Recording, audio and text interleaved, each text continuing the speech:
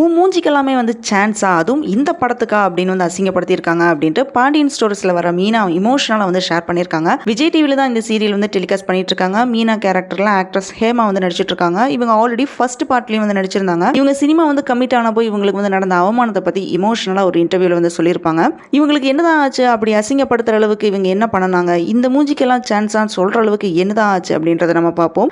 இவங்களுக்கு இப்படியெல்லாம் இவங்க சொல்கிறாங்க பார்த்தீங்கன்னா, ஒரு சிலவங்களோட ஃபேஸ் எல்லாமே பார்த்தா என்ன சொல்லுவாங்களோ தெரியல. நோவல்டி சேனலுக்கு சப்ஸ்கிரைப் பண்ணாதவங்க சப்ஸ்கிரைப் பண்ணி சப்போர்ட் பண்ணுங்க. யூஸ்வலி நிறைய ஆக்டர்ஸ் வந்து ஃபிலிமில் வந்து இன்ட்ரோ ஆகிறாங்க. ஆனால் அவங்களுக்கு வந்து பெரிய அளவில் வந்து ஃபேமஸ் கிடைக்கலனாலுமே ஸ்மால் ஸ்க்ரீனில் வந்து என்ட்ரி கொடுப்பாங்க. ஆனால் ஸ்மால் ஸ்க்ரீனில் இவங்க எக்ஸ்பெக்ட் பண்ணாத அளவுக்கு நம்ம அவங்கள வந்து பாப்புலர் ஆக்கிடுறோம். பாண்டியன் ஸ்டோர் சீரியல் மூலமாக தான் இவங்க வந்து ஃபேமஸ் ஆனாங்க. இந்த சீரியலில் ஃபர்ஸ்ட் பார்ட் பாதியில் தான் வந்து மீனா கேரக்டரில் வந்து ஹேமா வந்து இன்ட்ரோ ஆகியிருப்பாங்க. ஆனால் மீனா வந்து ஜீவா கேரக்டருக்கு வந்து ஃபேன்ஸ் கிட்ட வந்து செம்ம ரெஸ்பான்ஸ் வந்து இருந்துச்சு. என்ன நினைச்சாலுமே டக்குன்னு பேசுகிற கேரக்டராக வந்து மீனாவில் வந்து நடிச்சிருப்பாங்க. இந்த மாதிரி பேசுறதுனால பார்த்தீங்கன்னா நம்மளோட மனசில் வந்து இவங்க வந்து ரொம்ப பதிஞ்சிட்டாங்க. இப்போ ஃபர்ஸ்ட் பார்ட் முடிஞ்சு செகண்ட் பார்ட்லேயுமே மீனா கேரக்டரில் வந்து ஹேமா வந்து நடிச்சிட்டு இருக்காங்க.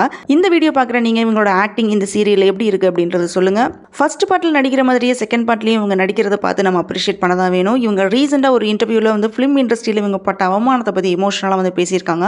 இவங்க சின்ன தம்பி சீரியல் வந்து நடிச்சிட்டு இருக்கும்போது ஒரு ஃபிலிமில் வந்து கமிட் ஆகியிருக்காங்க. அப்போ ஃபியூ வீக்ஸ்க்கு அப்புறமா வந்து சேலரி வந்து சேஞ்ச் பண்ணியிருந்தாங்க. அதை பார்த்த உடனே இந்த சேலரியில் நடிக்க முடியும் அப்படின்றது இவங்களுக்கு தோணாதனால இவங்க வந்து என்ன பண்ணியிருக்காங்கன்னா, அவங்க கிட்ட போய் இந்த சம்பளம்ல வந்து கட்டுப்படி ஆகாது அப்படின்னு வந்து சொல்லியிருக்காங்க. அதுக்கு அவங்க என்ன சொல்லியிருக்காங்க பார்த்தீங்கன்னா, உங்கள் மூஞ்சிக்கு சான்ஸ் கொடுக்குறதே வந்து பெருசு, இதில் சேலரி உங்களுக்கு வந்து இது பத்தாது அப்படின்னு சொல்லுவியா அப்படின்னு வந்து கேட்டிருக்காங்க. இப்போ இவங்களுக்கு கோவம் வந்து என்ன சொல்லியிருக்காங்க பார்த்தீங்கன்னா, என் மூஞ்சிக்கு இந்த சான்ஸ் வந்து பெருசு அப்படின்னு உங்களுக்கு தோணுச்சுன்னா வேற எந்த மூஞ்சிக்குமே அந்த சான்ஸ் வந்து செட் ஆகாது அப்படின்னு சொல்லிட்டு அங்கே வந்துட்டாங்க.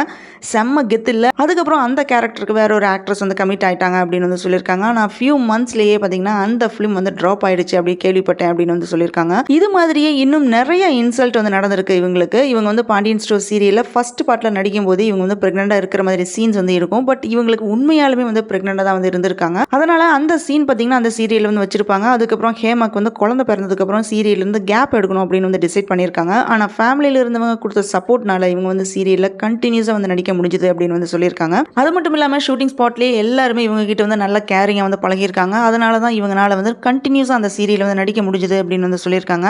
இப்படி எல்லாருமே வந்து சப்போர்ட்டாக இருந்தால் யாருனாலையுமே சக்ஸஸ் ஆக முடியும். சப்போர்ட் இருக்கணும், எனி டைம் சப்போர்ட் இருக்கணும். அதே டைம் இவங்க வந்து எஃபர்ட் போட்டனால தான் இவங்களால வந்து கண்டினியூஸாக வந்து ஒர்க் பண்ண முடிஞ்சிருக்கு. Keep rocking Hema. எங்கள் எல்லாத்தோட சப்போர்ட்டும் எப்போவுமே உங்களுக்கு இருக்கும். இந்த வீடியோ பார்க்குற நீங்கள் வந்து ஹேமாவோட ஃபேனாக இருந்தீங்கன்னா இவங்க ஆக்டிங் எப்படி இருக்குது அப்படின்ற உங்கள் பதிவுகளை வந்து கமெண்ட் பண்ணுங்கள். இந்த வீடியோ பிடிச்சிருந்தனா லைக் பண்ணுங்கள், ஷேர் பண்ணுங்கள், சப்ஸ்கிரைப் பண்ணி சப்போர்ட் பண்ணுங்கள்.